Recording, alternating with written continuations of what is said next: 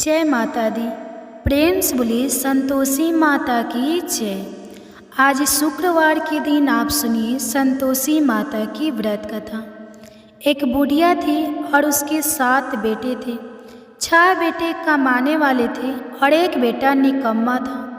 बुढ़िया माँ 6 पुत्रों की रसोई बनाती, भोजन कराती और पीछे से जो कुछ बचता वह 7वें पुत्र को दे देती।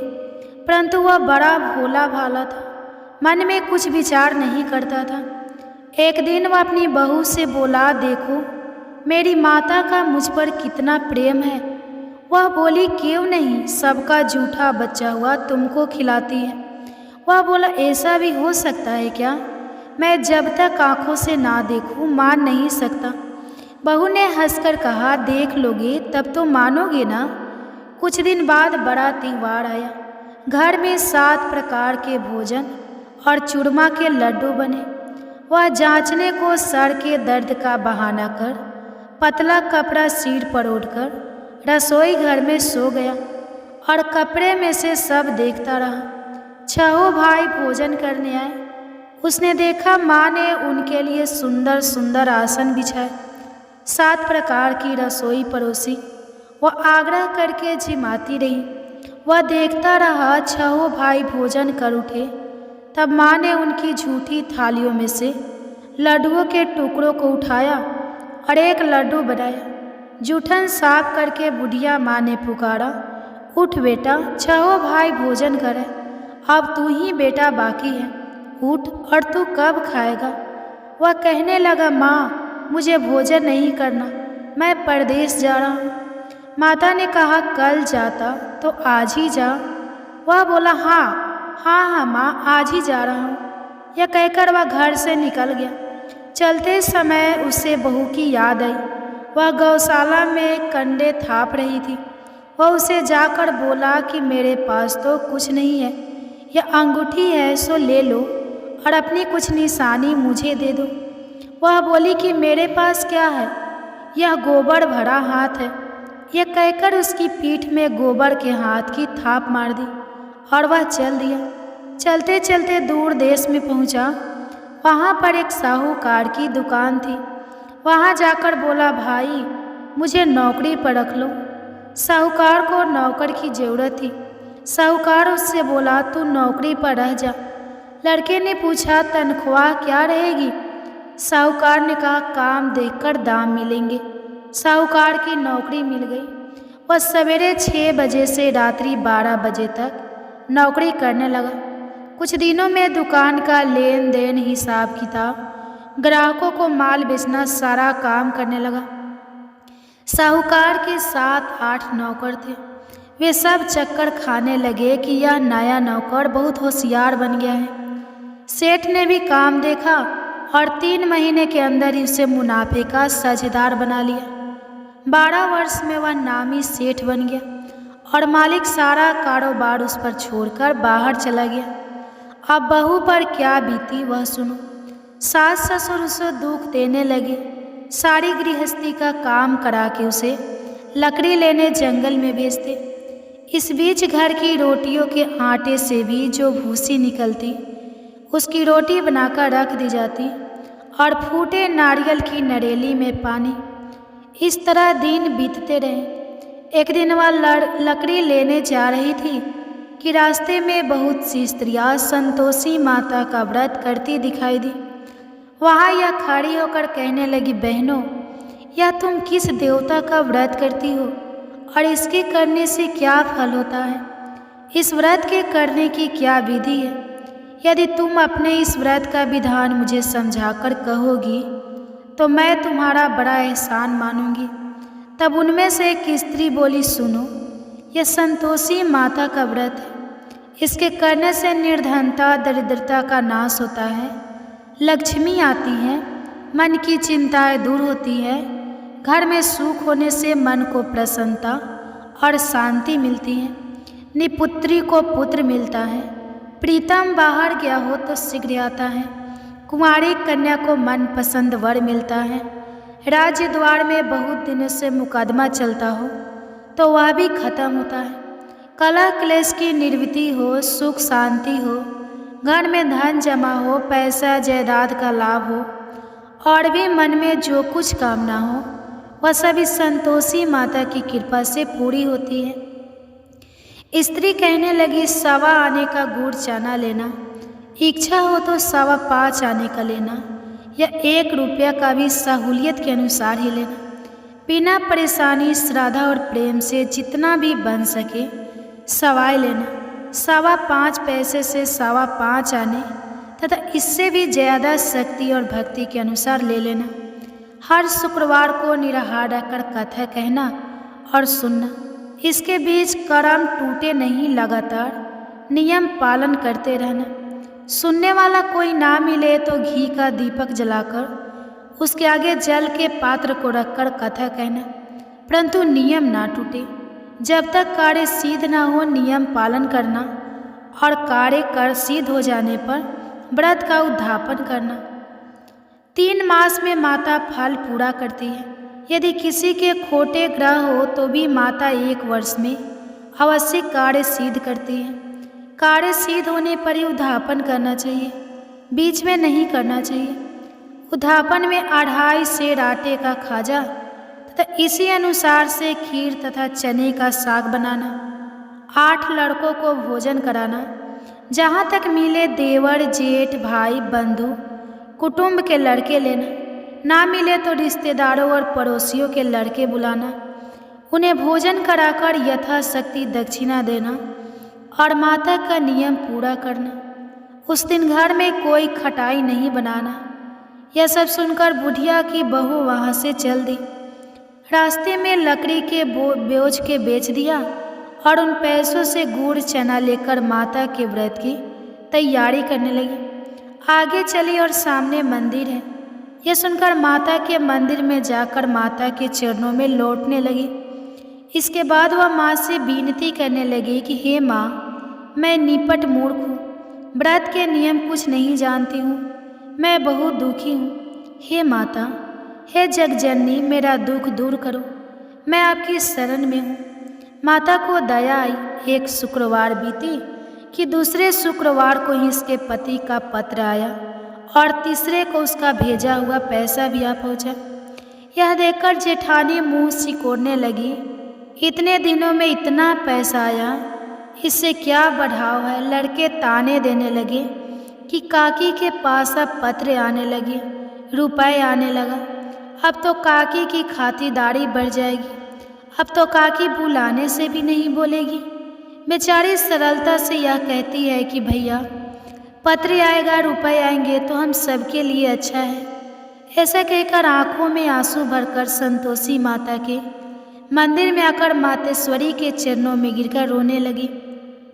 माँ, मैंने तुमसे पैसा नहीं मांगा, मुझे पैसे से क्या काम है, मुझे तो अपने सुहाग से काम है, मैं तो अपने स्वामी के दर्शन और सेवा मांगती हूँ। तब माता ने प्रसन्न होकर कहा, जा बेटी, तेरा स्वामी आएगा। यह सुनकर खुशी से वह बावली होकर घर जाकर काम करने लगी। अब संतोषी माँ विचार करने लगी, इस भोली पुत्री से मैंने कह तो दिया कि तेरा पति आएगा, पर आएगा कहाँ से? वह तो इसे स्वप्न में भी याद नहीं करता। इसे याद दिलाने तो मुझे ही जाना पड़ेगा। इस तरह माता उस बुढ़िया के बेटे के पास जाकर स्वप्न में प्रकट होकर कहने लगी, साहूकार के बेटे, सोता है या जागता है? वह कहता है, माता, सोता भी नहीं हूँ, जागता भी नहीं हूँ, बीच में ही हूँ। कहाँ क्या आज्ञा है? माँ कहने लगी, तेरा घर बार है या नहीं? वह बोला, मेरा सब कुछ है। माता, माँ बाप, भाई बहन, बहू, क्या कमी है? माँ बोली, पुत्र, तेरी घरवाली कष्ट उठा रही है, माँ बाप उसे दुख दे रहे हैं, वह तेरे लिए तरस रही है, तो उसकी सूध ले। वह बोला, हाँ माता, यह तो मुझे मालूम है, परंतु जाऊँ कैसे? परदेश की बात है, लेन देन का कोई हिसाब नहीं, कोई जाने का रास्ता नज़र नहीं आता, कैसे चला जाऊँ? माँ कहने लगी, मेरी बात मान, सवेरे नहा धोकर संतोषी माता का नाम लेकर घी का दीपक जलाकर दंडवत कर दुकान पर जा बैठना।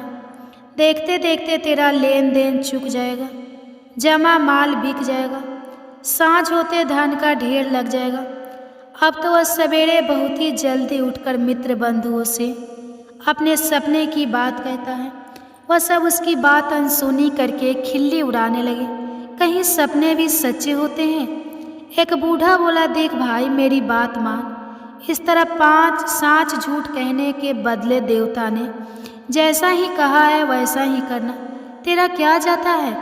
अब बूढ़े की बात मानकर वह नहा धोकर संतोषी माता को दंडवत घर घी का दीपक जलाकर दुकान पर जा बैठता है। थोड़ी देर में वह क्या देखता है कि देने वाले रुपया लाए, लेने वाले हिसाब लाए। कोठी में भरे सामानों के खरीदार नगद में सौदा करने लगे। शाम तक धन का ढेर लग गया। मन में माता का नाम लेकर प्रसन्न होकर घर जाने के वास्ते गहना कपड़ा सामान खरीदने लगा। यहाँ के काम से निपट घर को रवाना हुआ। उधर बहू बेचारी जंगल में लकड़ी लेने जाती है। लौटते वक्त माता जी के मंदिर पर विश्राम करती है। वह तो उसका रोज रुकने का स्थान ही था। दूर धूल उड़ती देखकर वह माता से पूछती है, हे माता यह धूल कैसे उड़ रही है। माँ कहती है, हे पुत्री तेरा पति आ रहा है। अब तू ऐसा कर, लकड़ियों के 3 बोझ बना ले। एक नदी के किनारे रख, दूसरा मेरे मंदिर पर और तीसरा अपने सिर पर रख। तेरे पति को लकड़ी का गड्ढा देखकर मोह पैदा होगा। वह यहाँ रुकेगा, नाश्ता पानी बनाकर खाकर माँ से मिलने जाएगा। तो लकड़ी का बोझ उठाकर जाना और बीच चौक में गड्ढा लाकर 3 आवाज़ें जोर से लगाना। लो सासू जी लकड़ियों का गट्ठा लाई हूँ, भूसी की रोटी दो, नारियल के खोपड़ी में पानी दो। आज कौन मेहमान आया है। माँ की यह बात सुनकर बहुत अच्छा माता जी कहकर प्रसन्न मन होकर लकड़ियों के 3 गट्ठे ले एक नदी के तट पर एक माता के मंदिर पर रखा। इतने में ही वह मुसाफिर आ पहुँचा। सूखी लकड़ी देखकर उसकी इच्छा हुई कि अब यहीं निवास करे और भोजन बनाकर खा पीकर गांव जाए। इस प्रकार भोजन बनाकर विश्राम लेकर गांव को गया। उसी समय बहू सिर पर लकड़ी का गट्ठा लिए आती है। उसे आंगन में डालकर जोर से 3 आवाज़ देती है। लो सासू जी लकड़ी का गट्ठा लो, भूसी की रोटी दो, नारियल के खोपड़े में पानी दो। आज कौन आया है। यह सुनकर उनकी सास अपने दिए हुए कष्टों को भुलाने हेतु कहती है, बहू ऐसा क्यों कहती है, तेरा मालिक ही तो आया है। बैठ मीठा भात खाकर कपड़े गहने पहन। इतने में आवाज़ सुनकर उसका स्वामी बाहर आता है और अंगूठी देखकर व्याकुल हो जाता है। माँ से पूछता है, माँ यह कौन है। माँ कहती है, बेटा यह तेरी बहू है। आज 12 वर्ष हो गए जब से गया है, तब से सारे गांव में जानवर की तरह भटकती फिरती है। काम काज घर का कुछ करती नहीं, 4 समय आकर खा जाती है। अब तुझे देखकर भूसी की रोटी और नारियल के खोपड़े में पानी मांगती है। वह लज्जित होकर बोला, ठीक है माँ, मैंने इसे भी देखा और तुम्हें भी। अब मुझे दूसरे घर की चाबी दो तो मैं उसमें रहूँगा। ठीक है बेटा, जैसी तेरी मर्जी। यह कहकर माँ ने चाबी का गुच्छा उसे दे दिया। उसने लेकर दूसरे कमरे को खोलकर सारा सामान जमाया और एक दिन में ही वहाँ राजा के महल जैसा ठाठ बाट बन गया। अब क्या था, वह सुख भोगने लगी। इतने में अगला शुक्रवार आया। उसने अपने पति से कहा, मुझे माता का उद्धापन करना है। उसका पति बोला, बहुत अच्छा, कर लो, अपनी खुशी से यह भी कर लो। तुरंत ही वह उद्धापन की तैयारी करने लगी। जेठ के लड़के को भोजन के लिए कहने लगी। उसने मंजूर किया, परंतु पीछे जेठानी अपने बच्चों को सिखाती है, देखो भोजन के समय सब लोग खटाई मांगना, जिससे इसका उद्धापन पूरा ना हो। लड़के खाना खाने आए, खीर पेट भरकर खाई, परंतु बात याद आते ही कहने लगी, हमें कुछ खटाई खाने को दो, खीर खाना हमें भाता नहीं। यह देखकर आरुचि होती है। बहू कहने लगी, खटाई किसी को नहीं दी जाएगी, यह तो संतोषी माता का प्रसाद है।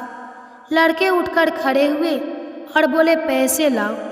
भोली बहू कुछ जानती नहीं थी, सो उन्हें पैसे दे दिए। लड़के उसी समय उठकर इमली लेकर खाने लगे। यह देखकर बहू पर माता ने कोप किया। राजा के दूत उसके पति को पकड़ कर ले गए और जेठ जेठानी मनमाने खोटे वचन कहने लगे। लूट लूट कर धन इकट्ठा कर लाया था, सो राजा के दूत उसे पकड़ कर ले गए हैं। अब सब मालूम हो जाएगा जब जेल की रोटी खाएगा। बहू से यह वचन सहन नहीं हुआ। रोती रोती माता के मंदिर में गई और बोली, हे माता, तुमने यह क्या किया? हंसाकर क्यों रुलाती हो? माता बोली, पुत्री, तूने उद्धापन करके मेरा व्रत भंग किया, इतनी जल्दी सब बातें भुला दी। वह कहने लगी, माता, भूली तो नहीं हूँ, ना कुछ अपराध किया है। मुझे तो लड़के ने भूल में डाल दिया, मैंने भूल से उन्हें पैसे दे दिए, मुझे क्षमा करो माँ। माँ बोली, ऐसी भी कहीं भूल होती है? वह बोली, माँ, मुझे माफ़ कर दो, मैं फिर तुम्हारा उद्धापन करूँगी। माँ बोली, अब भूल मत करना। वह बोली, अब भूल नहीं होगी माता। अब बताओ वे कैसे आएंगे? माँ बोली, जा पुत्री, तेरा मालिक तुझे रास्ते में ही आता मिलेगा। वह निकली, रास्ते में आते पति उसका आते मिला तो उसने पूछा, तुम कहाँ गए थे? वह कहने लगा, इतना धन जो कमाया है उसका टैक्स राजा ने मांगा था, वह भरने गया था। वह प्रसन्न होकर बोली, अच्छा हुआ, अब घर चलो। कुछ दिन बाद फिर शुक्रवार आया तो बोली, मुझे माता का उद्धापन करना है। पति ने कहा, कर लो। वह फिर जेठ के लड़के को भोजन को कहने लगी तो जेठानी ने एक दो बातें सुनाई और लड़के को सिखा दिए कि तुम पहले ही खटाई मांग लेना। लड़के कहने लगे कि हमें खीर खाना नहीं भाता, कुछ खटाई खाने को दो। तो बहू बोली, खटाई खाने को नहीं मिलेगी, खाना हो तो खाओ। यह कहकर ब्राह्मणों के लड़के लाकर भोजन कराने लगी। यथाशक्ति दक्षिणा की जगह एक एक फल उन्हें दिया। इससे संतोषी माता प्रसन्न हुई। माता की कृपा होते ही 9वें मास उसको चंद्रमा के समान सुंदर पुत्र प्राप्त हुआ।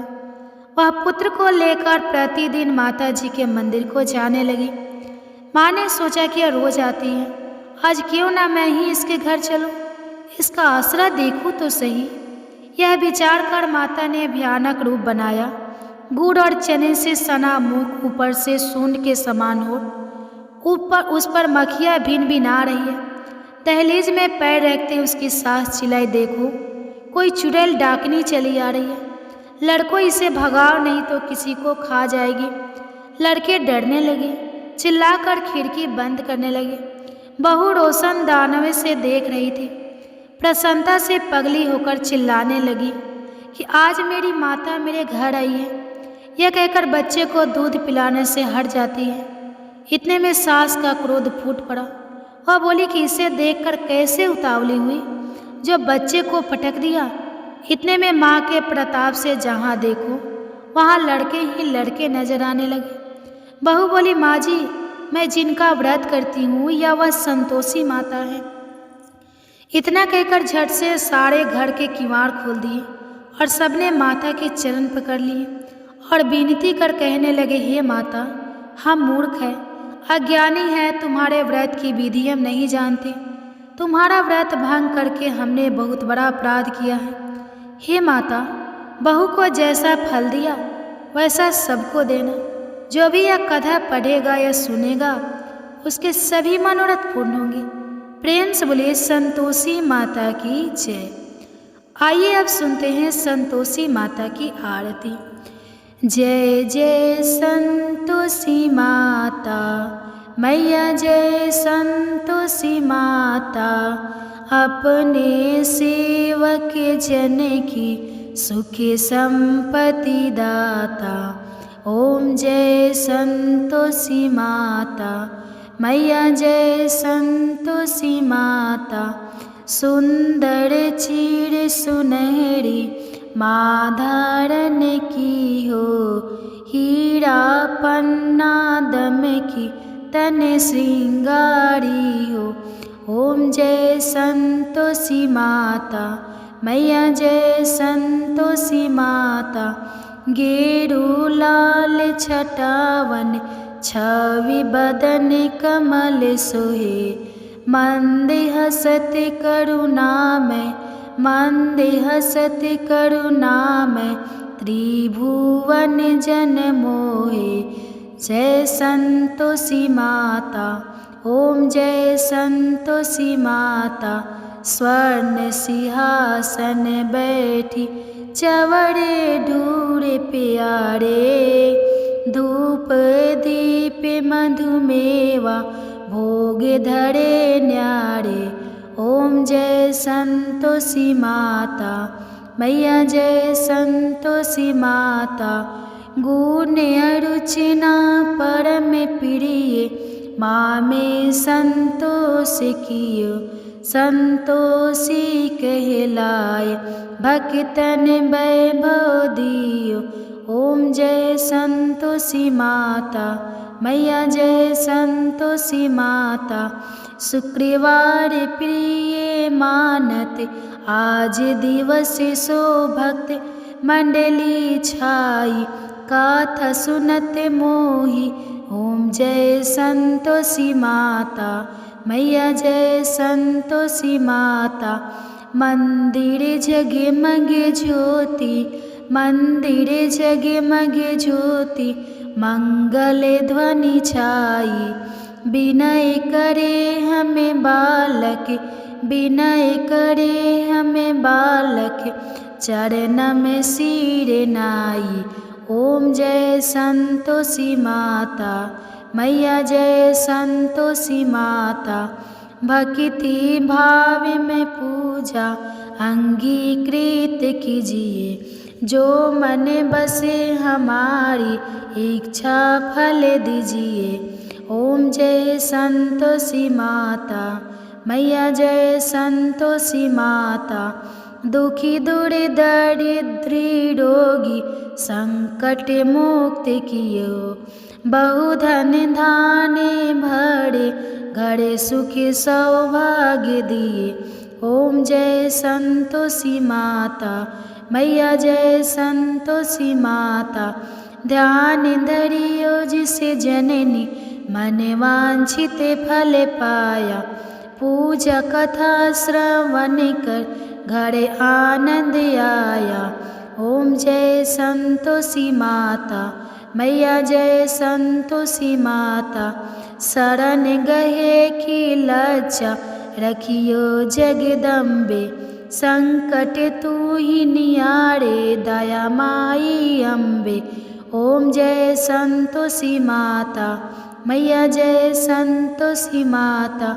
संतोषी माँ की आरती जो कोई नर गावे, मैया जो कोई नर गावे, रिद्धि सिद्धि सुख संपत्ति जी भर कर पावे।